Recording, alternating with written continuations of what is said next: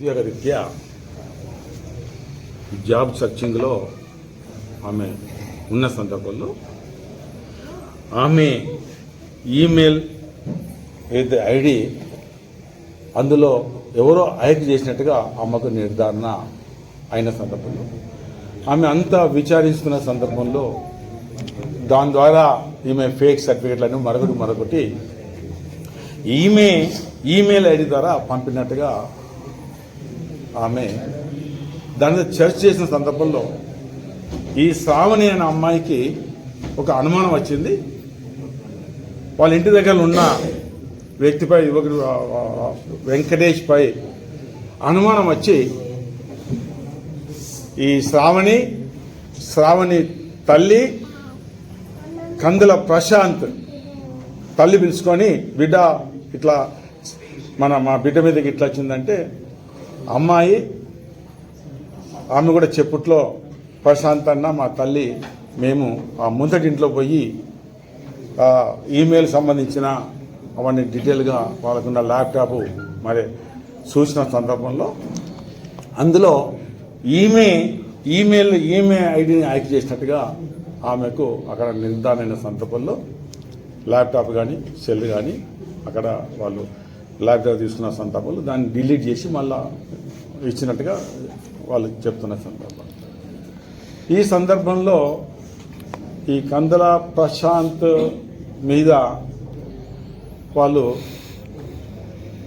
Case పెట్టడం జరిగింది. మమ్మల్ని కులం పేరుతో పెట్టినట్టుగా కేసు పెట్టడం జరిగింది.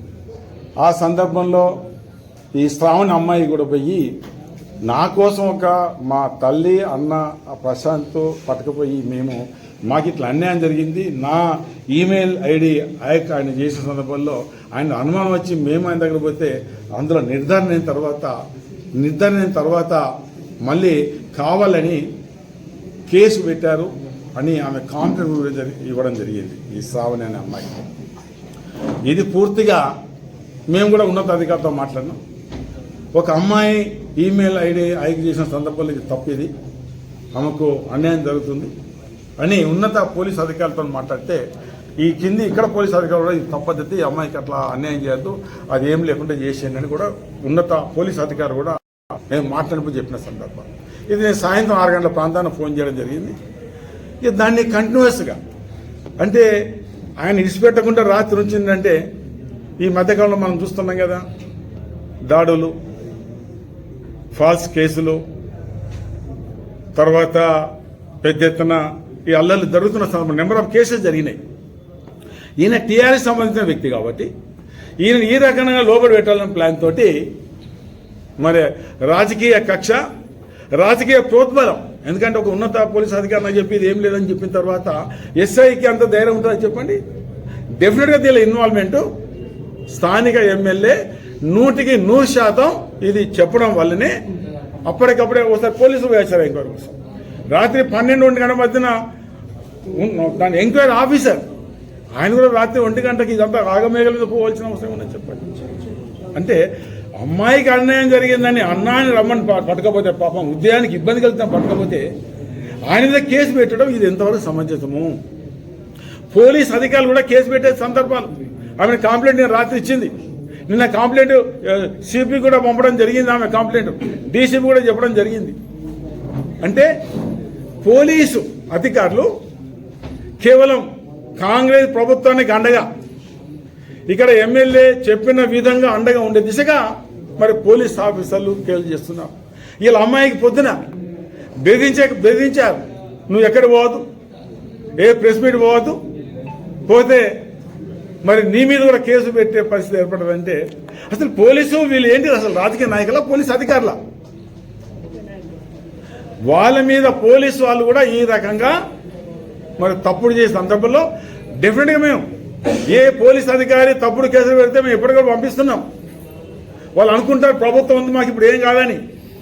ఎన్నడూ కూడా డెఫినెట్గా చట్టానికి ఎవరు చుట్టాలు కాదు, చట్టానికి ఎవరు చుట్టాలు కాదు.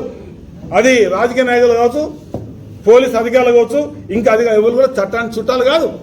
డెఫినెట్గా ఇది రాజకీయ కక్ష, కావాలని కేసు, మళ్ళీ ప్రెస్ మీట్ రాకుండా ఎస్ఐ స్థానిక నస్పూర్ ఎస్ఐ గారు ఈ రకంగా బెదిరించే కార్యక్రమం మరొకరు ఫోన్ చేయించారు, అవన్నీ మాకు ఉన్నాయి. డెఫినెట్గా కేసు పెడతానే భయపెడతారు వాళ్ళు. పెళ్ళే అమ్మాయి మీద కేసు పెడతానే భయపడతారు చెప్పండి. ఒక అమ్మాయి మనకు బిడ్డలాగా చూసుకోవాల్సిన బాధ్యత, ఒక అమ్మాయి ఒక ఆడబిడ్డగా చూసుకోవాల్సిన బాధ్యత. ఒక అమ్మాయికి అన్యాయం జరుగుతుందంటే అన్నగా ప్రశాంత్ పోవడం తప్ప ఇది మనం చేసే రాజకీయం. ఈ రాజకీయాలు ఎంత చేసినా కూడా మేము న్యాయస్థానాన్ని నమ్ముతాం. ఇలాంటివి మీరు చూస్తున్నారు. నెంబర్ ఆఫ్ కేసెస్, దాడులు, తప్పుడు కేసులు ఎన్ని పెట్టినా ప్రజల దృష్టిని మళ్లించలేరు. అవసరం వచ్చినప్పుడు ప్రజలు ఏ తీర్పిస్తారు. మేమేదో వేగ్గా ఎలిగేషన్ చేస్తలేము.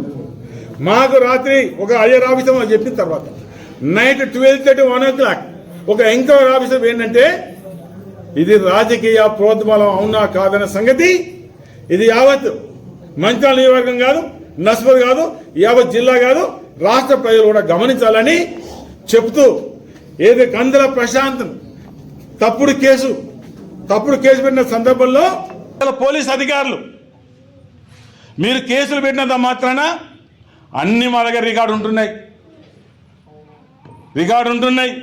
ఎప్పటికీ ఏ ప్రభుత్వం శాశ్వతం కాదు. తప్పుడు పెట్టిన ఏ